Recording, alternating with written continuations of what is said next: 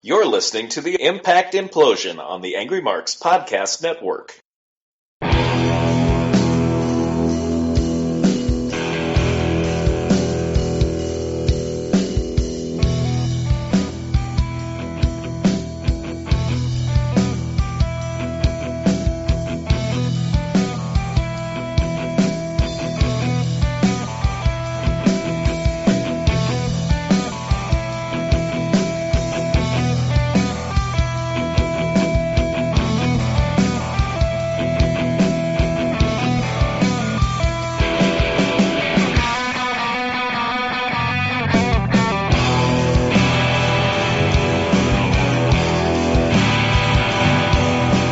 It is October 29, 2014, and it is the Halloween edition of the Impact Implosion here on the Angry Marks Podcast Network. As always, I am Count Seth Draken, and on the other end is Count Mike Pullen.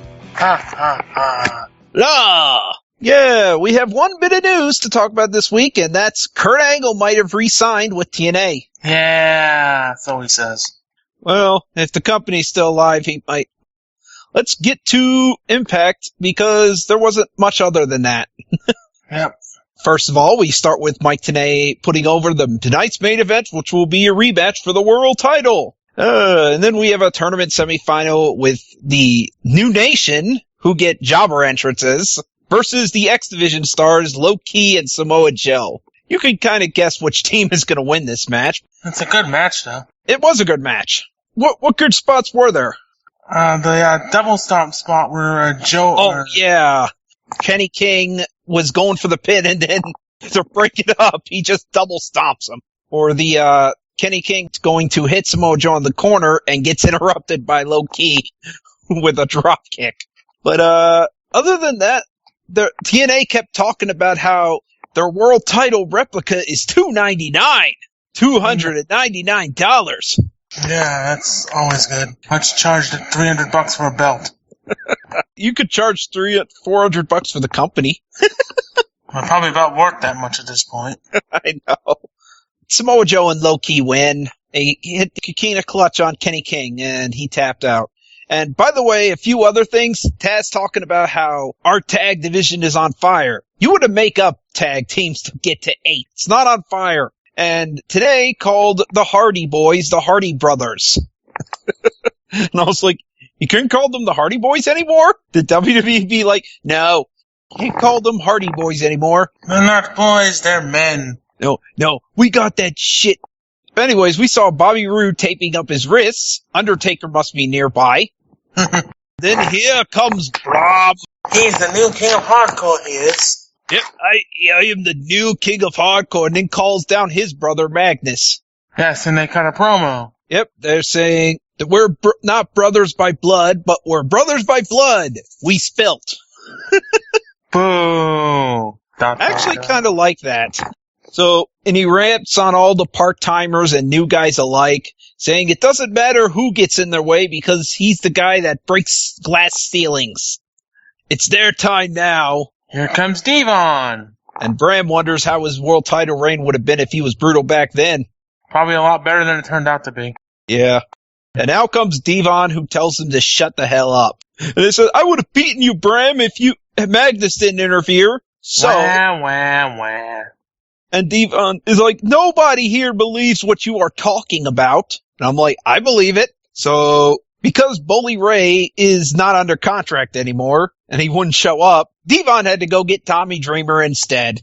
So we had a clearing thing where the only way the faces clear out the heels was when they grab steel chairs. Otherwise, they were getting their ass kicked. So then we have a segment between Madison Rayne and Taryn, and dear God, what the hell did Madison fall asleep at the tanning bed? Possibly. Yeah, possibly. I did love EC3 when he says, oh no, not this effing guy again, at Tommy Dreamer. We can't that I got rid of you a couple months ago. Yep. And we have One Night Only Knockouts Knockdown premiering next Friday. Then we had Shark Boy backstage signing autographs and being rude to some little kids. You got ketchup on my autograph. Ah, here's some mustard too. because he's eating a hot dog. And then he's like, let's get a picture. And he's like, okay, yeah, let's go. Get your picture going. Frustrated grunt. Simon Diamond shows up. You look terrible. You got to go out there and be the real Shark Boy again. And he's like, you want me to be the real Shark Boy again? Yeah. Well, I got one thing to say. Hell yeah. And he leaves, and they're like, you really think he'll become the old Shark Boy? No. Nope. So then we That have... one he only gets booked once a year.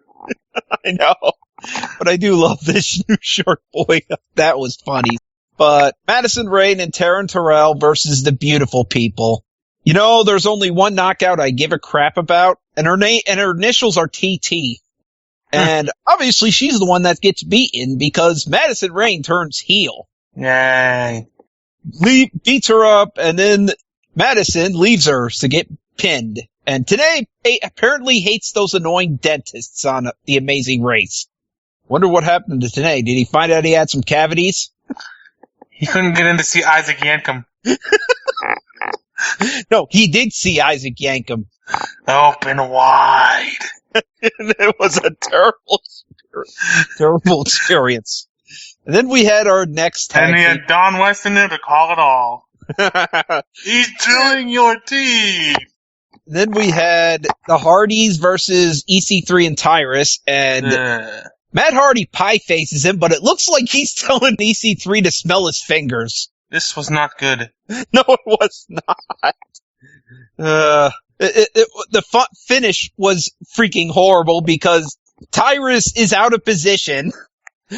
So Matt Hardy has to roll him over because Jeff's jumping anyways to hit him with the Swanton bomb. Yep.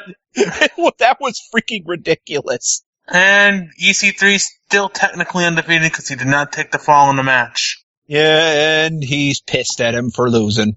And James Storm is promising their revolution will expand a little bit more. He comes out with Sonata and Manic, calls out Davey Richards to offer the invitation. And he says Sonata was weak under the guidance of the Great Muta, but now he's a winner. And Manic is a faceless nobody with no purpose, but now he preaches his gospel. So Davey comes down and he's actually listening to this crap. And he even says, look, you're a great tag team, but I was part of great tag teams, and I was held back by my partners. So I don't want your partner to join the revolution. I want you to join the revolution. And Eddie Edwards comes out and he says, Davey isn't really considering this ridiculous cult. And Davey's like, I can talk for myself. But of course, Storm and Eddie get into it and a challenge is made. And we get what is the best match of the night. Yep. Even though it was short, it was Eddie Edwards and James Storm. And storyline-wise, we had Manic talking to Davey outside, and first time Edwards is like, what are you doing, man? We're just talking.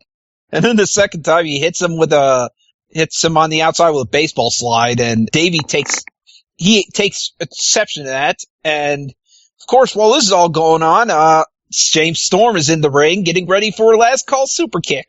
And Davey fails to mention this to Edwards, as who turns around and gets hit with it for the 1, 2, 3. And yep. And at this point, we get our main event, which is the rematch between Lashley Rude 2. And,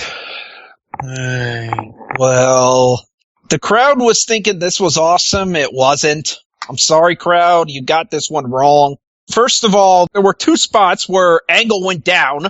They needed a ref bump in this match for some reason. First getting title match protocol, there's always a ref bump. First time getting a clothesline and then getting a spear, which were both meant for Rude, but he moved out of the way.